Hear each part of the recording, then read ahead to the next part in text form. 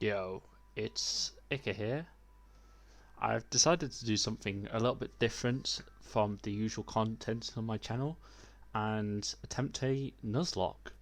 The reason I'm doing this is just I want a little bit of a break from the competitive stuff and really, I don't know, it's just something interesting that I've always wanted to do. I like to go back through the old games and see, some of the magic that made me fall in love with Pokemon.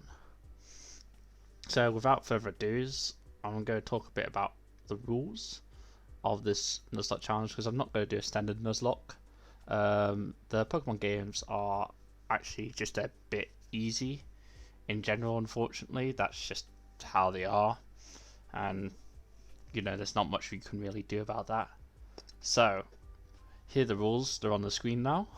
So pretty much the main point of this run is that you must capture the first Pokemon seen on every new route, and failing to capture that is a reset. That's just standard Nuzlocke. But then you get to the second rule, which is really the crux of the whole challenge, which is that every time you capture a new Pokemon, you must deposit any Pokemon that you had into the box. So for example, when you start out after you've gotten the Pokeballs from Professor Oak, you capture a Rattata or a Pidgey on Route 1, then you must deposit your starter into the box, never to be used again. Some other general rules that I'm going to use: no items allowed in battle, and no legendaries allowed. Basically, just makes it a bit more difficult and more strategy oriented, other than, beating with the game with OP Pokemon or playing with items and like healing up. And yeah, let's get into the game anyways. So I decide that I'm going to be a girl this time. That's just how it be. And we're of course going to call ourselves Ika. That's just my username in case anyone didn't know. So this is our rival. We're going to call him, I believe, Chemcoop. Yep. Just the typical Gary character. This is only the first run here, the practice run that I'm doing. I don't win this run, by the way. I have to reset. It takes me over 5 hours to do. But yeah, we go through the game as usual. We run out into the grass. Oak says, no, it's unsafe. You need your own Pokemon for your protection. Here, come with me. And we get ourselves a Pokemon. And we're going to fight Chemcoop in a second. Sure. So yeah, in your old age, you have 3 Pokemon. I choose Bulbasaur because that's just, I don't know, it's just a solid Pokemon, and it was actually the one closest. What do I nickname this Pokemon? I believe I nickname it Arctic. There we go. And Chemcoop takes Charmander, and we decide that we're going to have a fight. Of course, I end up winning because, it's Arctic versus Chemcoop. This is why. A references for those who watch BSPR. Although Chemcoop does win the rematch. 69 HP points, nice. And we get to level 6. I defeated rival Chem. What? Unbelievable. I picked the wrong Pokemon. Yes, you did, sire. We get the parcel. We go back all the way to Oak, and we, we're not going to get too attached to our starter because we will be soon throwing them away. We get the Pokedex and 5 Pokeballs, and the game has started. Yeah. So, in Route 1, we find our first Pokemon. It is a Pidgey, and we're going to catch it. Easy, and we call it TP after One Trick Pony. I couldn't be bothered finding the one, sorry. And then we say bye-bye to our starter. Bye-bye, Arctic. It was nice knowing you. We're going to go to Mart, get some more Pokeballs because that's what you need. And in Route 2, we will capture our second Pokemon. It's a level 4 Caterpie. And tackle, critical hit there. And easy capture. We deposit that and we call our Caterpie Tech to have to Tectonic Destroy it. We go to Viridian Forest. This is the trial run, by the way. And here, there's a variety of Pokemon in Viridian Forest that you can capture. Ideally, you want a Caterpie or Weedle. You don't want to be messing around with Harden and having to struggle Pokemon with Kakuna or Metapod. Obviously, Pikachu as well you can capture here, but it does suck versus Brock. Just because of the level up moves and the fact you can't evolve it. So ideally I want a Caterpie or Weedle. Caterpie is actually the best you can get because Butterfree learns Confusion at level 10 when it evolves. But in this case we get a Weedle. We name our Weedle Can't Say, and then we grind.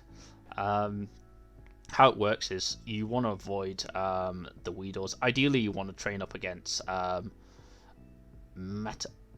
Metapods because you can poison them and they're not very well, they're neutrally hit by Poison Sting. But yeah, we grind against Kakuna, we go back, and eventually we get enough XP that we can evolve into Kakuna. Kakuna, you have to evolve at level 7. This is a mistake that I'll show you later on in the video. Because even though technically it's quicker to grind with a Weedle, you need Harden. Then finally we go to Beedrill, and at this point we can fight all the trainers on the route after we get Beedrill, just because Fury Attack really just rips through everything. So yeah, we grind up more until we get level 16. Which we're gonna get in a jiffy. Well, looks like the grinding's taking a little bit longer, but it did take me about an hour and a bit to grind up. It was not a quick grind by any means. I'm talking real time, not in-game time. I'm like 4 hours in.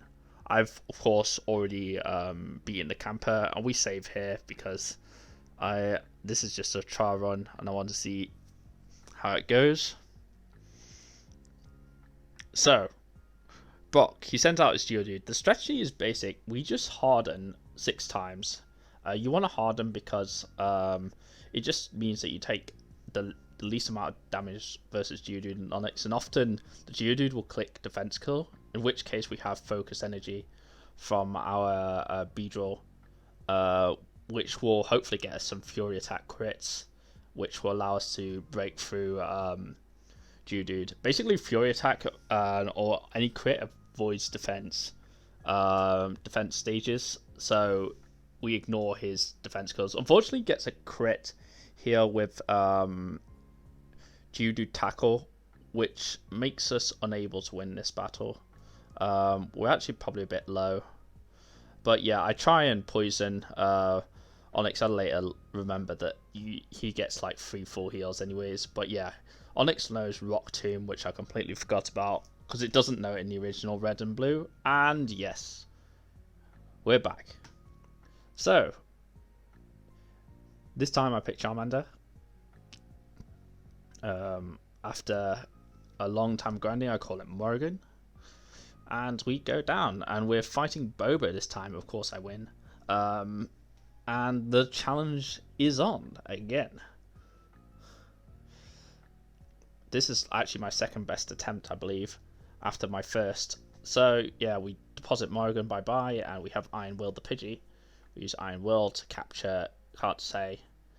One thing you'll notice is getting level 2 Pokemon on any of the routes is really bad. Fortunately, it doesn't happen in this run.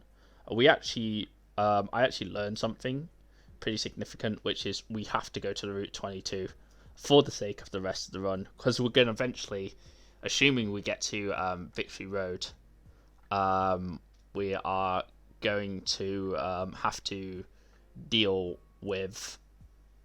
We don't want to have to capture a Pokemon there. So Caterpie, we call it Puff after Puff Killer. Well, eventually, when I can find the letter F, we will call it Puff.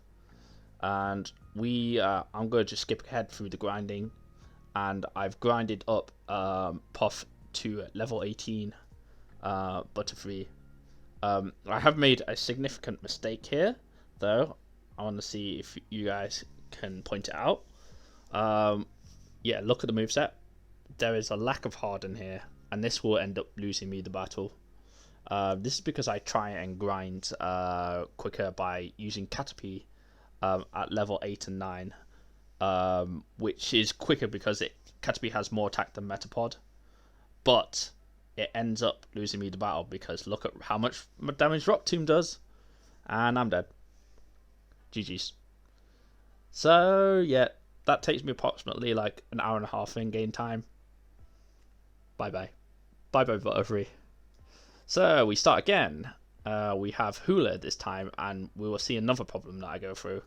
I reset like at least 10, like nearly 10 times, or around 10 times. So we got 1 TP. I've beaten the rival. We're going to go in and capture our Route 22 Pokemon. Oh no, Rattata is higher level than me. Okay, let's try and capture it anyways. With a Pokeball. Oh no, can I run? I can't run. I'm dead. This happens like 5 times, by the way. Especially when you get level 2 Pokemon. Another run here with Jamal. Oh yeah, got crit by Pidgey. GG. Yeah. Okay, we've got another run here. Of course, it's Tectonic Destroyer, the Haxer, and I have unfortunately named my Bulbasaur Slurm, so you know what's going to happen. Yeah, I get crit. GG. And we count that as a loss, because, yeah, that's just how it be. Yeah, am I great or what? Shut up, Tect. So, we've finally got a good run. This is the actual run. Yeah, I'm not nicknaming my Pokemon before. Oh no, this is not the actual run. I crit Weedle when I'm trying to get it. Yeah, and I just instantly freeze my game. I'm pretty salty at this point. This is like 4 hours into a stream. Okay, so now we got this. We must have it this time. So I'm just waiting, thinking about what I want to do. Please no Metapod, please no Kakuna, please no Pikachu. We get a Weedle. Not going to risk a crit because this takes me ages. We get a Weedle, and we call this Weedle, I believe, is Salt the Weedle. Weedle's and Beedrill line is slightly harder to win versus Brock than Butterfree line, so I have to actually level this up. My mistake last time was not leveling up my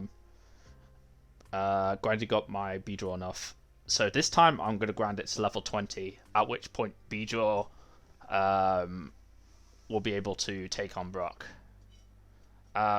consistently. So yeah, we evolve into Kakuna from Weedle. We evolve at the right level this time, and then so we get Harden, and then we evolve into Beedrill.